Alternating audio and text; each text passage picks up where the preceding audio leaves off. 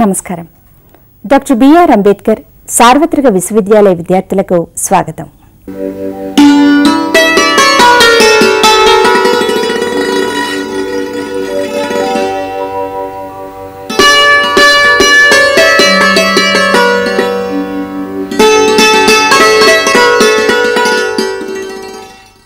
Today's program, as you know, is based on the course material which is prescribed for the third year of undergraduate courses, and it refers to, or it is particularly of relevance to students studying English literature, particularly courses 3 and 4.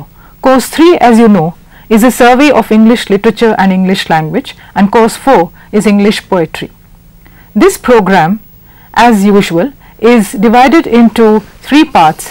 The first part of the program will be in presentation, the style of presentations. That is, we have with us in our studios today 2 experts who are going to talk about T.S. Eliot and about W.B. Yeats. We have with us here Prof.T.Sriraman from the Central Institute of English and Foreign Languages. He is at the Center for English Studies, School of Distance Education. He teaches English there. He has been teaching English for the last 30 years almost. The other expert is Dr. Sumita Roy. She teaches English at Nizam's College, Osmania University. She is an associate professor who has over 15 years of experience. She has taught at Koti Women's College as well. Thank you for being here with us today. The program today is based on the course material which is given to you as part of your third year of English literature. The English literature course deals with the history or the survey of English literature in course 3, where we have told you in unit 4 of block 1 about 20th century writings, in particular about 20th century poetry, and T.S. Eliot is one of the towering figures of that century. The other poet we have discussed, among the other poets we have discussed, is W.B. Yeats. In course 4, which is a detailed course on poetry itself, we have again picked up the same poets whose representative poems we have given you for detailed study. We have taken for particular study T.S. Eliot's To the Indians Who Died in South Africa and W.B. Yeats's The Second Coming. Today we will have Dr. Sriraman speak to us about T.S. Eliot and Dr. Sumita Roy talk to us about W.B. Yeats' The Second Coming. Dr. Sriraman, could you tell us, to begin with, about T.S. Eliot, his position in modern poetry, modern British poetry, and about his work in general? Thomas Stearns Eliot, you can see his picture there.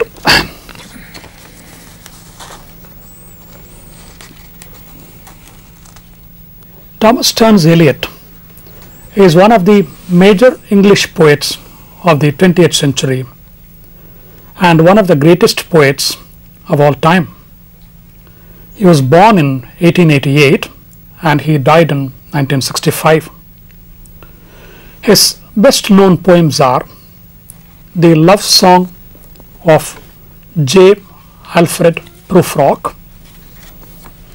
Gerontian, The Wasteland, The Hollow Men, Ash Wednesday, and 4 quartets. In addition to these, he also wrote 4 plays and a great deal of criticism. T.S. Eliot is a very important poet because he introduced and led the modernist movement in English poetry. He in fact was one of the authors of the Modernist Revolution in English poetry. Now you would have heard the word revolution when you studied subjects like history or science. The word revolution means complete change.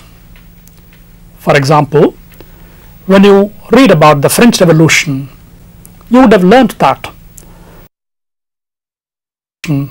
took place in the 18th century. There was a complete change in the political structure of France. Now, as in politics, history, or in science, there can be a complete change in poetry also. This means that at a given time, the poets who write, they start writing not in the way poets earlier had written, but in a completely different way. This kind of revolution took place 2 or 3 times in the history of English literature. During the 17th century, for example, the poet John Dryden introduced an entirely new way of writing poetry. Again, towards the end of the 18th century, there was another revolution in poetry, and this is called the Romantic Revolution in poetry. Now, this was led by people like William Wordsworth, Samuel Taylor Coleridge, and other poets like John Keats, Lord Byron, and Shelley. Then again, in the first quarter of the 20th century, there was yet another revolution which we call the Modernist Revolution. And the major figures in this revolution were T.S. Eliot, Ezra Pound, and W.B. Yeats. Now, what did the Modernist Revolution do? First of all, it changed the way people thought about the subject matter of poetry. Earlier poets had written about kings and princes or courtiers, and the love they had for princesses and ladies.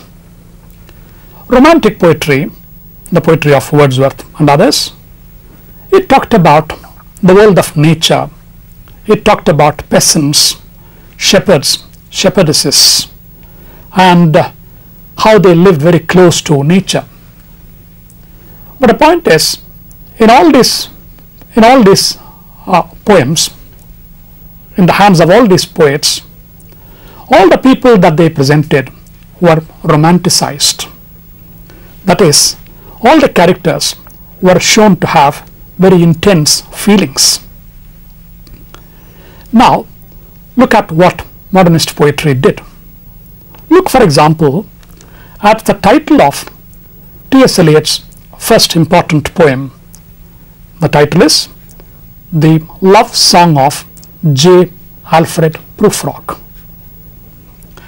It's the love song of J. Alfred Prufrock. It's not Romeo's song. It's not Venus's song. Now, we would mention the initials, the complete name of any person, only when the person is not well known, is not a famous person. In other words, Prufrock is a person who belongs to the middle class, and T.S. Eliot was one of the first poets who wrote about the middle class. And he wrote about these people in a very unromantic way. If you look at Prufrock, even physically, even in terms of his physical features, he is quite unromantic. There is a bald spot in his head, we are told. And not only the title, throughout the poem, if you read the poem carefully, you would find that though the poem is called The Love Song of J. Alfred Prufrock, there is neither love nor song in it. In fact, you find that Prufrock is incapable of feeling any kind of love, any kind of feeling. You find that though he is the major character in the poem, he is not really the hero of the poem. In fact, he is not a hero at all. He is what we should call now an anti-hero. Right. Now we come to the second aspect of the Modernist Revolution. The modernist poets, and Eliot in particular, not only brought about a change in the subject matter of poetry, the themes of poetry, they also caused this change in the language of poetry. They brought about a major change in the language of poetry. Earlier poets had written exquisitely about beautiful things, about things of objects of nature, about beautiful women, for instance, and they used a refined kind of language to write about these. Look, for example, at the similes that earlier poets had employed. Here is how an 18th century poet, Robert Burns, describes his love. He says, "My love," he uses the Scottish dialect, meaning my love, "my love is a red, red rose that's newly sprung in June." Now contrast this with the first few lines of Prufrock, the love song of J. Alfred Prufrock. Eliot is describing the evening. You can look at the lines there which are displayed. Eliot is describing the evening, and he says that the evening is spread out against the sky like a patient etherized upon a table. He compares the evening to a patient who has been given anesthesia, a kind of chloroform, before a surgical operation, and it's a very motionless, inactive kind of state that he is in. Now this simile shocked the readers when the poem first appeared, because it's a very unconventional kind of simile. It's not drawn from the world of nature, it's not drawn from a beautiful world, it's drawn from the world of sickness and hospitals. Thirdly, modern poetry differed from earlier poetry in its complexity of tone. If you look at romantic poetry or Victorian poetry, that is poetry written in the time of Queen Victoria, the 19th century, all those poems present a single state or mode, a single simple state or mode. If you look, for example, at Robert Browning's poem Fra Lippo Lippi, it presents a priest engaging in unpriestly activities.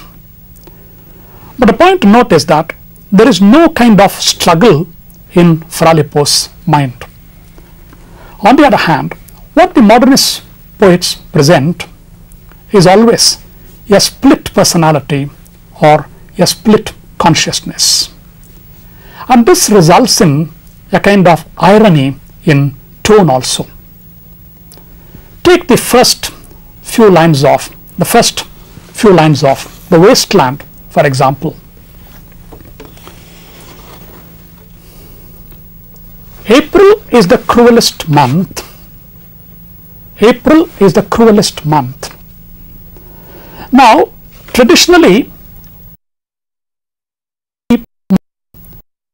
Englishman, because it signals, it heralds the beginning of spring, which is always welcome to Englishmen after the terrible season of winter.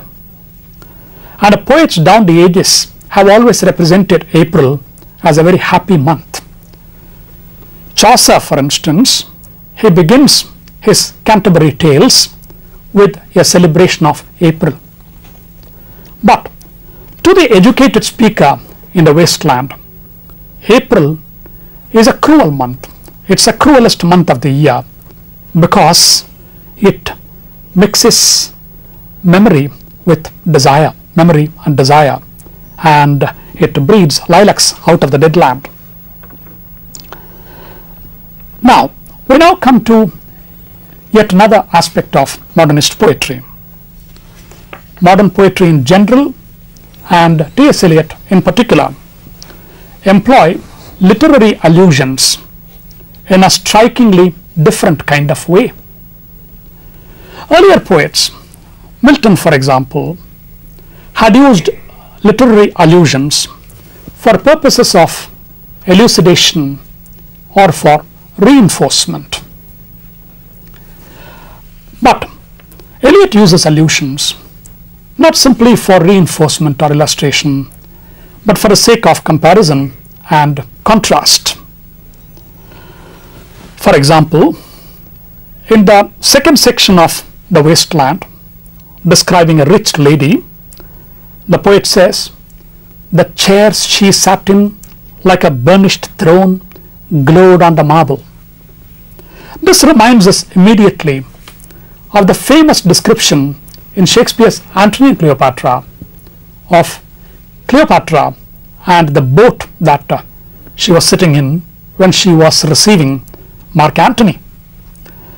That also starts with not the chair but the barge, meaning the boat. The barge she sat in like a burnished throne. Now the point to note here is that Cleopatra is the symbol of romantic love and beauty, but the lady here in the wasteland is anything but a symbol of romantic beauty or love. She is really incapable of love. Thus, contrast. Can we now sum up what we have been saying about the Modernist Revolution? T.S. Eliot revolutionized poetry in 4 important ways. 1. He introduced new subject matter, new themes, and a new sensibility into poetry. 2. He employed a new language for poetry. 3. He introduced complexity of tone. And 4. He evolved a new way of using literary allusions. Thank you, Dr. Sriraman, for giving us an introduction to T.S. Eliot. I am sure our learners have benefited greatly from finding out about his position in English literature. Could I now request Dr. Sumita Roy to tell us about W.B. Yeats and his contribution to literature, and to talk about the poem we have prescribed, that is The Second Coming. Thank you, Professor Pushpa. I would like to mention that Yeats has many qualities of the modernist. We are going to talk about this poem, The Second Coming, which has many of the qualities which you have heard Professor Sriraman talk about just now. But this was not the only phase in his career, and therefore we can say that Yeats was a transition poet. William Butler Yeats was born in Dublin in 1865. His father was a lawyer, but he gave up his legal practice to become an artist. And the first few years of his life, William Butler Yeats spent in London.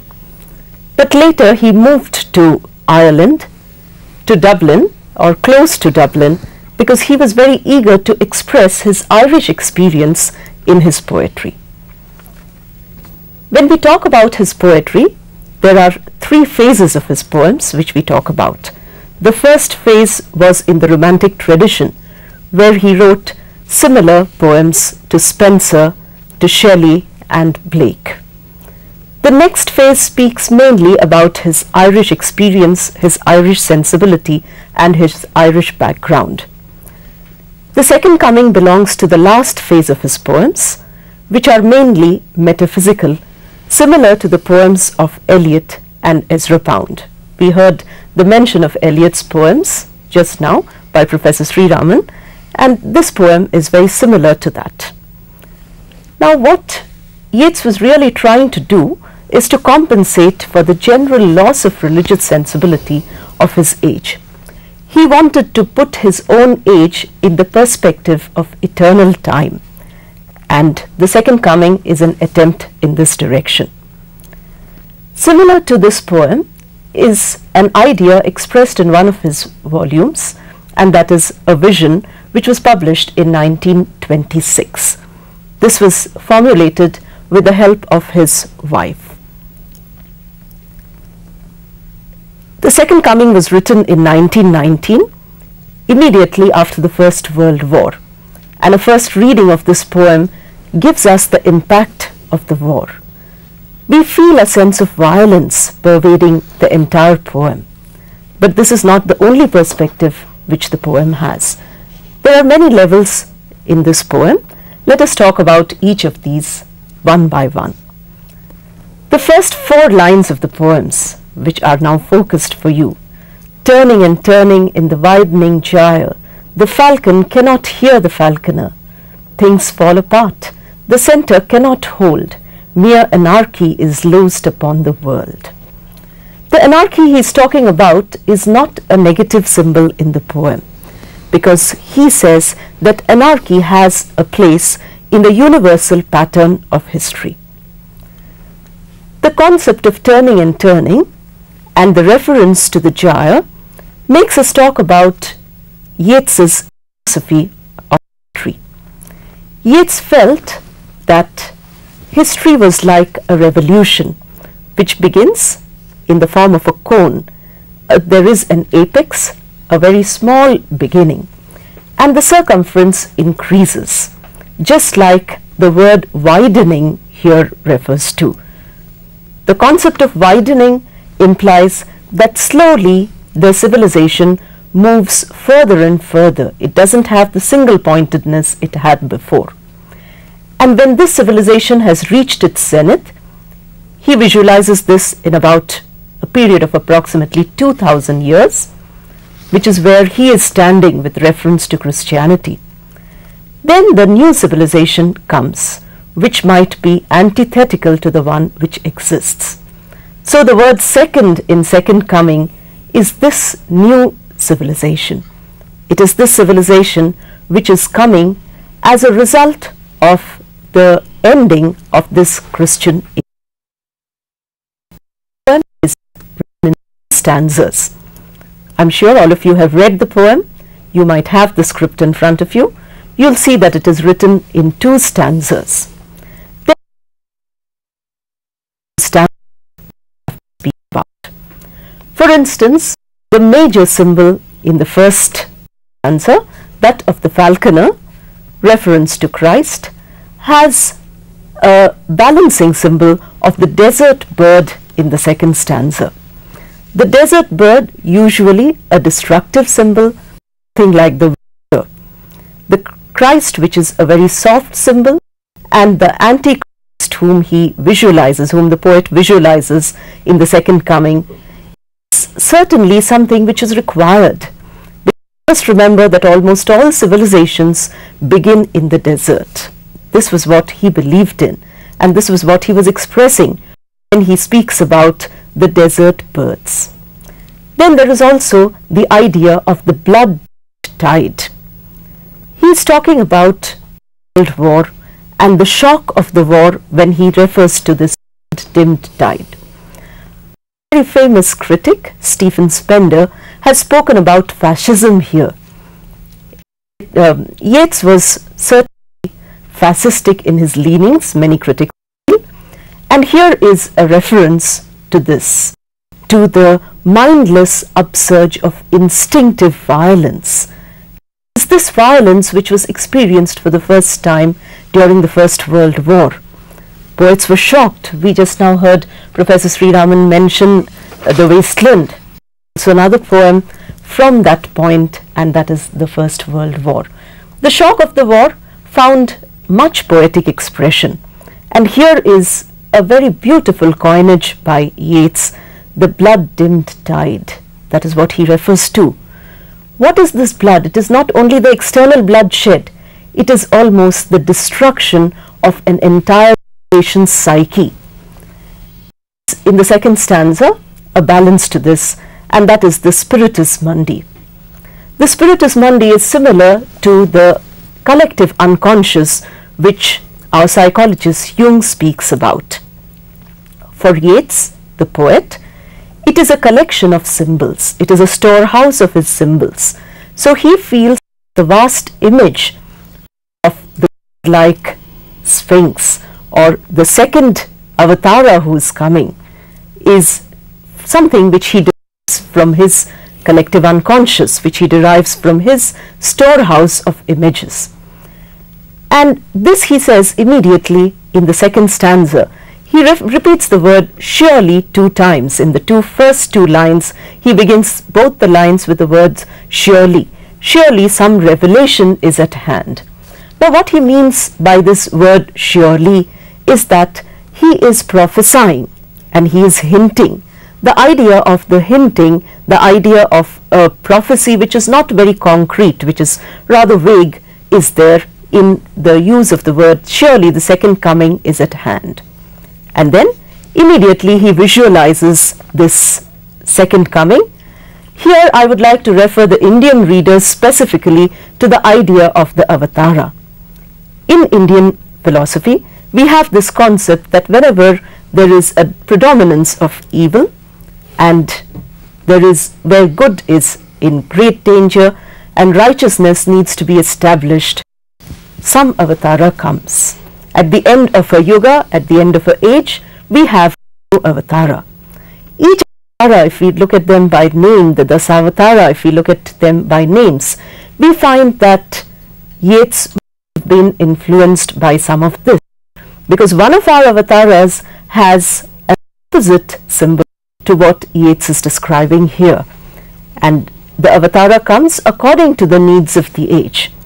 The age which has seen a world war, the age which is foreshadowed by the nightmare of another world war, the nightmare of total destruction of the universe, certainly requires an avatara like what he sees. He says, the shape with lion body and head of man, a gaze blank and pitiless as the sun. The sun, we know, is how important is the sun to us. But today, when it is the heat of summer in Hyderabad, to go out in the sun is difficult. But it is important. Imagine a world without the sun. Scientists tell us that when the sun is no longer there, there will be no life on earth. So this is our requirement. Yeats is so particular. So, you know, he's certainly trying to tell us that here is not a negative symbol, because the destruction of the familiar world might bring in a more vivid, a more lively, familiar world. Thank you, Dr. Sumita, for discussing the second coming in such great detail. I'm sure everybody has enjoyed listening to this. You could go on, but constrained for time. May I now request Dr. Sriraman to introduce T.S. Eliot's poem, the poem which we have prescribed for study, that is to the Indians who died in South Africa, and to tell us also how it is different from his other works. My earlier remarks, I told you about the radical way, the revolutionary way in which poetry. But Eliot was also a traditionalist in a number of ways. He called himself a royalist in politics, for example. He was a royalist, that is, he believed in monarchy. He did not believe in democracy. So far as his religion is concerned, he was born a Protestant, but he became an Anglo-Catholic. He got converted to one of the older faiths, namely Catholicism. And he had very high respect for the ancient religions of the world, Hinduism and Buddhism.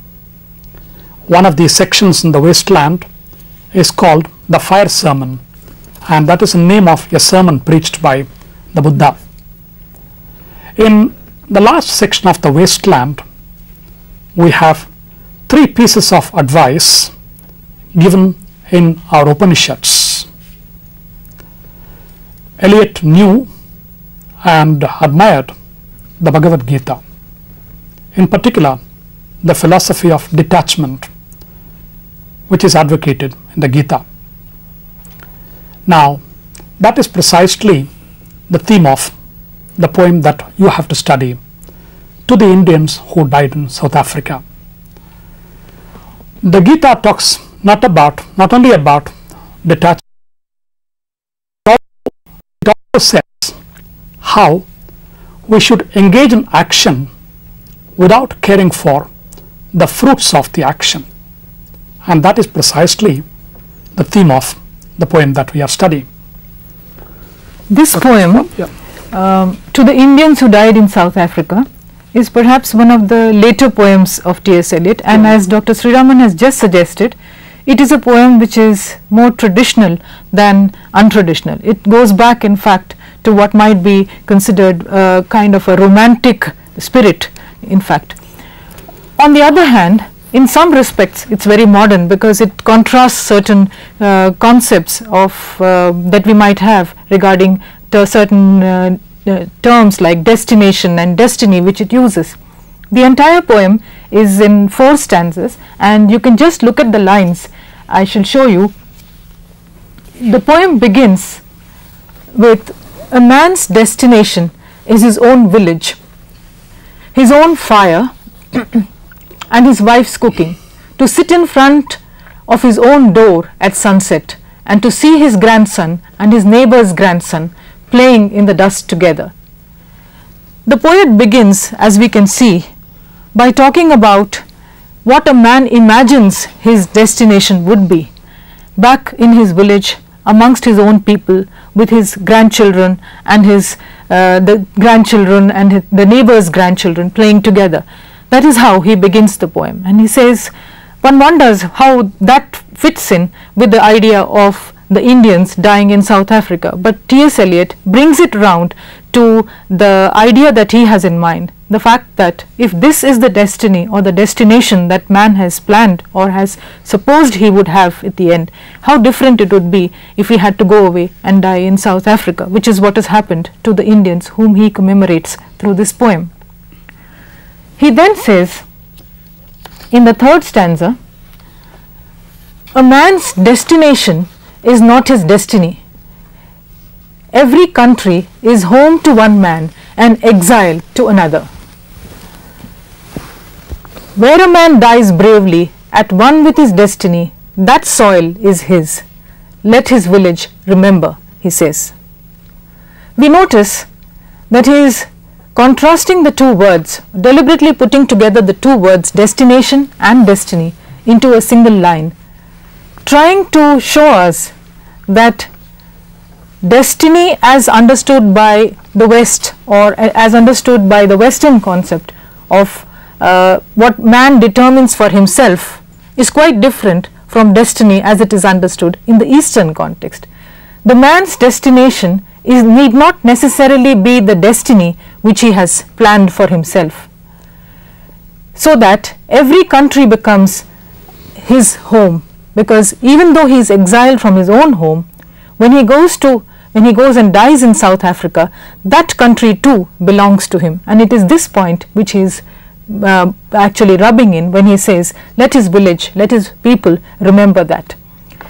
At the end, as Dr. Sriraman has pointed out, in the last lines of the poem, and I just read out the last line, paragraph, the stanza is before you. Of action with a common purpose, action none the less fruitful, if neither you nor we know, until the moment after that, what is the fruit of action. He says you have to remember that even though the soldiers have gone and died in South Africa, even though that land is not theirs, literally theirs, it does not matter where the man dies. It does not matter what destination or where his journey of life ends, because destination would refer to journey, and the journey of life is what T.S. Eliot is talking about. It does not matter where the destination is. It is his destiny in our sense of the term, in the Eastern sense of the term. It is his destiny which takes him to his ultimate, to his destination. And in this way, he contrasts the 2 terms, destination and destiny. We find that this poem is actually a kind of a war poem, and yet not one at all, because though it talks about the Indians who died in South Africa, it is not a typical war poem. It does not talk about the glory of war or about the martyrdom of soldiers. It does not praise that. It is quite different. It talks more about the man's plans for himself and what actually turns out to be. So he is talking really about the desire that a man has to achieve something and what actually happens for him. I think I would like Dr. Sriraman to comment on this before we actually while we wait for the questions to come in. Yeah, in fact, I would it just struck me. We said that this poem which we have on hand is rather uncharacteristic. But when we say it's rather uncharacteristic, I think what we mean is that it's not characteristic of Eliot's earlier poetry. But if you look at the later poetry, the 4 quartets, for example, 4 quartets is poetry of affirmation, of faith. And what you have here is the acceptance of that faith, Right. which you have in the Gita. In fact, if you look at the last stanza carefully, you find that we just said that faith consists in performing your action, engaging in action, without caring for the fruit or fruits of the action. The point is, you don't even know what the fruit of the action will be. That is precisely what he is saying there. Not just caring for the fruits of the action, which means that you would know that it could be this or it could be that, but not even knowing the fruits of the action. That is what the faith here consists in, and Hindu philosophy seems to have understood that, and that is why he talks about to the Indians. Well, it may also be, we may also mention here that Eliot wrote this poem. We don't have the date exact date here, but we understand that Eliot wrote this poem in response to a request by a lady called Miss Cornelia Sorabji for a collection called the Queen Mary's Book for India. Now this must have been written rather late, because we don't have it in the complete works of T.S. Eliot, which was published, which contains poems written up to 1950. So I take it that this poem was written around the same time as the four quartets, and like the four quartets, this poem also, unlike the Wasteland, which is rather skeptical, unlike Prufrock, which is full of skepticism, now this poem is a poem of affirmation. That's right. how I would take it. Yes. Before we go ahead, I think I have a question which we have received, a fax question we have received. Yes, please. Hello. Yes. Yes, madam. I am from Karimnagar district. Yes, please. Yes. Ask your question, please. Yes. Dharmapudi. Yes. Yes, Mr. Dharmapadi, please ask your question. I want to ask one thing, madam. Yes. The thing is, whether any person Yes. in AP Yes. is publishing a modern poetry, sir, today. Telugu. Are you asking about English poetry? The question was, is any person in AP publishing poetry, modern poetry? Is anybody publishing? Are there any modern writers? I don't know of any poets writing in English. In AP, But he was asking. in AP. But I in understand- Telugu, certainly there But are. certainly Yes. I understand. Though I Yeah. don't speak Telugu myself, Yes. I understand there is a lot of modernist poetry being written in Telugu. And I'm sure the impact of these British writers of the 20th century will be felt on the writers of India. And I have heard that Sri is much influenced by Eliot. Yes, I think that is known. In fact, could I ask this question which we have received over the fax? Can you please explain this? I think is addressed to Dr. Sumita. Could you explain the significance of the last? The question is to Sumita. That how does Yeats use the Falcon-Falconer image to communicate the religious sensibility of his age? Okay, thank you. Let me try to speak about this. Now, this image comes in the second line of the poem. As I had referred to earlier, Falconer refers to Christ. Hello. Yes, please ask your question. Excuse me, I'll My ask name you. is Rajiv, Yes, and I'd like to address a question to Professor Sriraman. yes, I'd like to ask him as regards the ordinary reader when he's confronting T.S. Eliot for the first time. He's Yes. caught between the devil and the deep sea. yeah, For example, you need help even to understand yes, the literary allusions in, for example, the wasteland. his reference to Ezra Pound. He says he'll make you Ezra a Fabro. You need help to understand that Okay. it means to the better craftsman. Yes. But when you ask for help, you get too much help. Have people who interpret poems for you. Would you like to? So Yes, my point is, when a reader is approaching T.S. Eliot for the first time, yes. how should he approach him? Okay. The question is, how would you approach? How would a lay person who is approaching T.S. Eliot approach him for the first time, because he is confused by the number of allusions? Mr. Rajiv's predicament is not a unique kind of predicament. A number of readers have expressed this difficulty with T.S. Eliot.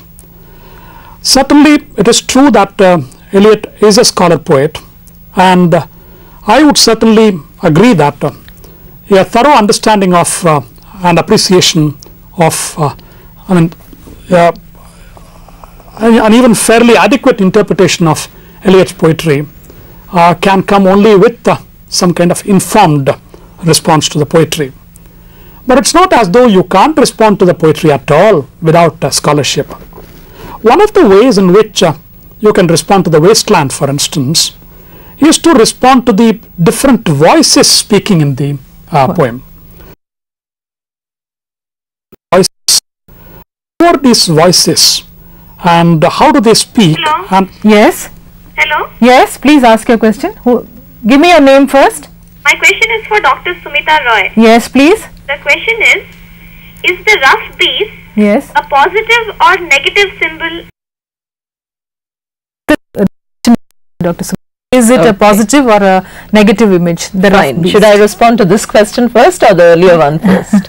I think you could perhaps do this and then go do back. this and then do this and then go back. Okay. Yeah. answer this first. I think she's on the line, so then you can answer the other. The question was whether the rough beast is a positive or a negative symbol. I think it's a very interesting question, because here is Yeats talking about the new avatara, and he certainly refers to a negative, the apparently negative shape of the lion and the head of the man. But when we look at his vision, when we look at the entirety of his vision, we find that Yeats is not at all negative. In fact, he is extremely positive, because he feels that the only person or the only avatara who can suffice in this age, the blood-dimmed age, is an avatara who can handle this age. Another kind of avatara will not be able to handle this age, and therefore we require a person, an avatara like this, an avatara which brings, darkness and despair and gloom. But this darkness and despair and gloom is only the darkness of unfamiliarity. Anything which we are used to, which is familiar, we think as positive, and whatever we are unfamiliar with, we think is unacceptable, therefore negative. So It's also, I think, the exhilaration of some change, the Yes. desire for change, and a change. It is a life principle. When he speaks about sexuality, when he speaks about the symbol of the thighs, for instance, he is not denying life. In fact, it is a life of life is a positive symbol. Would you now answer the other question about the falcon and the Faulkner image? Yes. Now here is the bird, and also the controller of the bird. And what Yeats is trying to say is that the controller has no control, which means he is talking about the loss of faith. Loss of faith was a genuine problem at the beginning of the 20th century. People felt that the Bible needed to be rewritten, and they could not trust any scripture because it was a graven scripture. Therefore, to compensate for this kind of a loss of faith, he uses this symbol. The symbol of the devouring desert bird is a symbol which he contrasts with this symbol of the falcon, which has gone out of circulation, which has gone out of the hands or the control of the falconer. This idea comes in the second line, and therefore I think Would that you was the say question. yes? Would you say it also relates to the Gaia image, the Gaia, Oh yes, Gaia it, image? yes, it does The spool. relate to that, because as the cone widens, as we know, the cone is with a point, and then it widens Increases and in widens. circumference, In yes. 2000 years, it has come to the ultimate The base. frame. Yes, the base of it. End of the cycle. And then again the apex begins. The beginning of the apex is from the storehouse, the Spiritus Mundi, and then you have the all over again the image of a new age. And the recurrence of this image in other poems of Yeats as well, the spool or the the thread. And a contrast in the Prayer for My Daughter, which was written, it seems, immediately after this poem. And there the innocence, and here the experience, similar to Blake's poem, poems, Innocence and Experience. What Yeats is trying to say is experience is what we require. And innocence is not enough to survive in the 20th century. Experience is nothing wrong, experience is nothing negative. So apparently negative actually becomes positive, like the previous question. The question of Yes. this positive, Yes. negative. Hello, Prof.C.Pushpa, Ramakrishna. Yes, please. This is a question for you, madam. Yes, Can you explain us T.S. Eliot as critic? as critic. As critic. We are actually discussing here the role of T.S. Eliot as a poet, but certainly as critic, I think we have again to go back to the idea of belonging to a tradition and moving away from the tradition.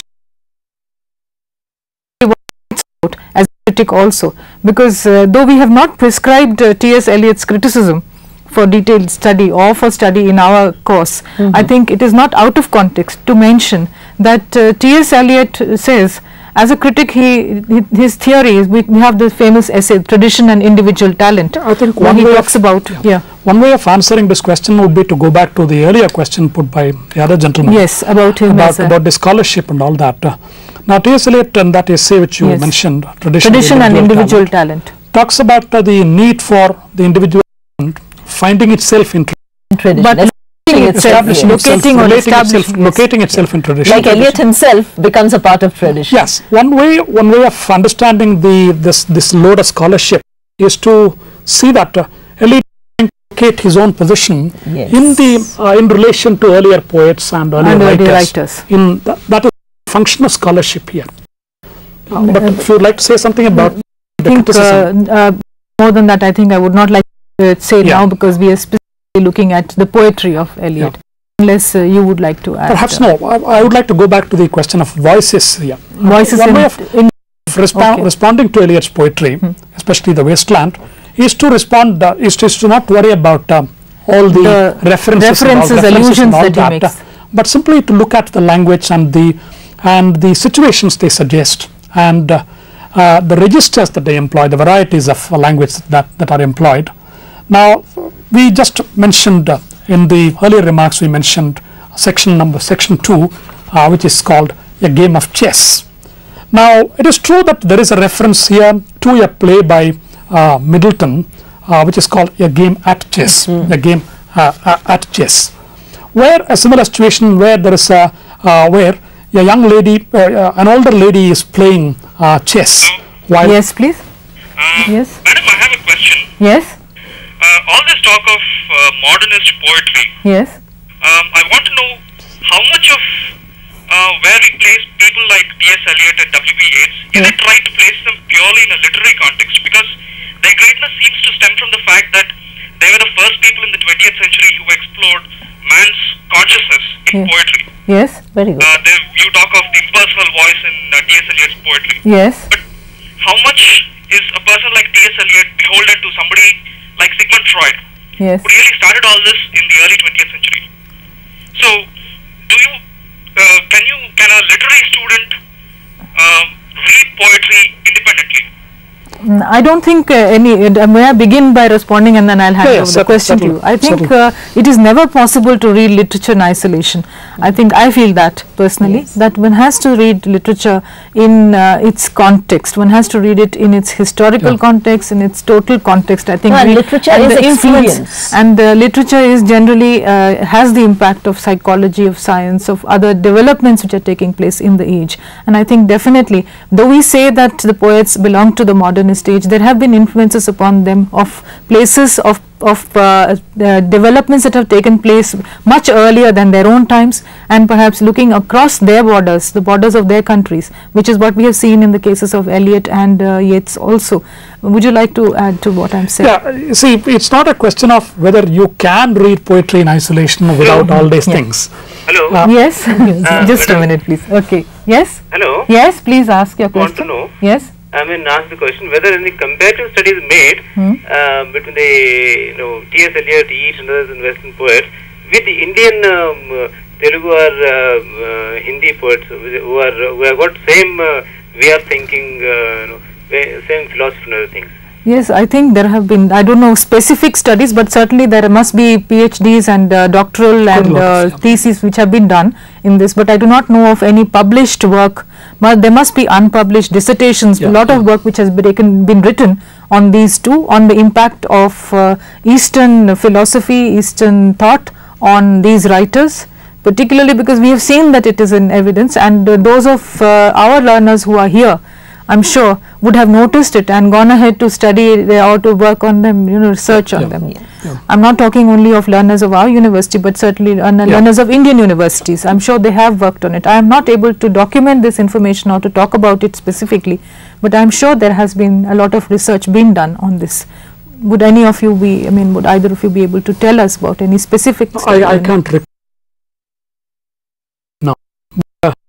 But this certainly is true that a lot of work has been done on the influence of East on these writers, but his question is about is whether any comparative work has been done comparing Eliot with an Indian poet. Again, I think it's possible. It perhaps has been done, and though I feel it must be. I wouldn't know of it because one has to really look through libraries and dissertations to be able to find out exactly what the work is. I'm sure that because the similarities are there, and Indian scholars would have noticed it. There must have been studies conducted on this. Yeah, I worked for my PhD on Aurobindo T.S. Eliot. Yes. And there was a comparison, but Aurobindo has it's published. It's been published in '91 by Sterling. But he wasn't writing, Aurobindo wasn't writing in an Indian language, he was writing in English. Exactly. So you have writings of Indian language also, I think. I'm sure there must be, because on Bengali poetry there is a lot of influence on Eliot. Okay. You were saying about how to read Eliot, you were telling us how you should. You see, it's not a question of whether you can read poetry independent of all these things, but there are different levels at which you could respond to any poetry. But it's true, of course, that Eliot's poetry demands reading at a certain level. Yes. Hello. Yes. I'm Diva Apurva Angar. Yes. I'm from Asipuram. Yes. Yes. Yes, Divya, please ask your question. Yeah, I have a hobby of writing poetry from 6.5 to 7 years. Okay. And from then on, I have been writing poetry, and by now I have finished almost 400 English and Hindi poems. Oh, that's very good. My first 100 English poems was published by the Bhavans, Mumbai in the form of... Oh, congratulations, yes. And what's your question? As a budding poetess, tell me what can I learn from Eliot? Okay. And to improve my poems and the language, whose poems do you suggest for me to read? Okay. Could you answer? Would you like to answer that? Whose poem should she read? She's a budding poetess. I would leave that to Sunita rather than me, because I have not attempted poetry myself. But I think some of the things that one could take from Eliot's poetry is, he changed the entire notion of a special language for poetry. I think this is something which any poet could learn from Eliot. There is nothing like the language of poetry, and the language of poetry that Eliot introduced is actually. Hello. Yes, excuse me. Madam, I have a basic doubt, madam. Yes, please how ask. do you correlate P.B. Shelley's the novel of T.S. Eliot? Yes. So, what basic differentiation I have is, see, before understanding T.S. Eliot, I have to understand basic doubt, because it is full of illusions and all other basic studies. Okay, what are you saying about Shelley? Please to frame your question correctly, please. It's not very clear. How did he connect? He went off the air. Gone off the air. Something was saying about P.B. Shelley and Yeats, but didn't quite. Saying something about basic problem in understanding Eliot. Allusions he wanted to ask about, which is a difficulty which everybody faces. With all the poets, I think, with most of this, especially with Yeats's symbols, and we have a lot of problems with that. Yeah, to come back to, we were answering the child's question. This is one of the that poetry quite often arises by a juxtaposition of different kinds of language. I was just saying that, in the second section you have this description which is pitched at a high level of a lady, an upper class lady in her beautifully furnished house. But the next section starts like this: when Lil's husband got demobbed, I said, I didn't mince my words, I said to myself. Now, and you have lines like, it's them pills I took. You have in fact a lot of instances from working class English. And you have this kind of mixture of different kinds of varieties of speech and even different languages. And the voices that you were talking about, bringing in. Yeah, that makes it possible for the poet to speak in different voices. And especially for a young poet living in a country like ours, India has been called the sociolinguist paradise. That is, any Indian knows at least 2 languages. Any educated Indian knows at least his or her mother tongue and English. And if you are like me, if you have been born in another state, I was born in Tamil Nadu, I live here, so I know at least 3 languages. I think that would you like to say something more about Shelley in connection with Shelley and Yeats, or would you not like? I don't know. We're not studying those. Question we are studying only Second Coming, so they will unnecessarily get confused if they go into that phase of Shelley's Yeats's poetry or Shelley's. They have detailed study in this paper? Not It's Shelley. They do not British, study right? Shelley. They must have finished No, Shelley they studied already. Keats. They do not. In this paper, do not. They study Keats. So Again, you find yet another way in which this this aspiring poet could learn from Eliot is to. she calls herself a budding poetess. Certainly, but she has already blossomed. I know. And in fact, I would suggest She's to that he can make a comparative study in this girl's writings. Why not? But this not only this mixing of different languages and all that, different modes of writing poetry, different genres, as it were. Now, Eliot is a modernist poet.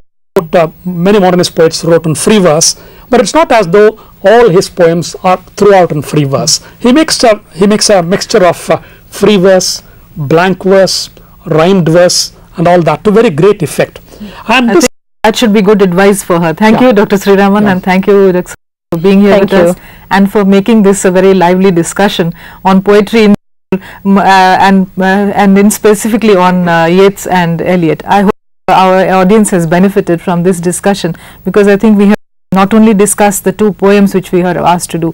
To sum up, what we have actually said is we looked at Eliot's general contribution to British poetry, modern British poetry, and we have looked at Yeats's work, especially the Second Coming, in great detail, and we have looked at the poem which we have prescribed for our learners, that is to the Indians in South Africa. Those who want to write back to us or would like to correspond with us on this theme can write to the university at the address which we shall be showing you on the screen. That is the Director, Audio Visual Production and Research Center, Dr. B.R. Ambedkar Open University, Road number 46, Jubilee Hills, Hyderabad. If you wish to write to us directly, you could write to the Department of English at the university as well. We would be glad to have your comments, your response, your suggestions for improvement of the program. Thank you very much for viewing this program. Goodbye. thank you.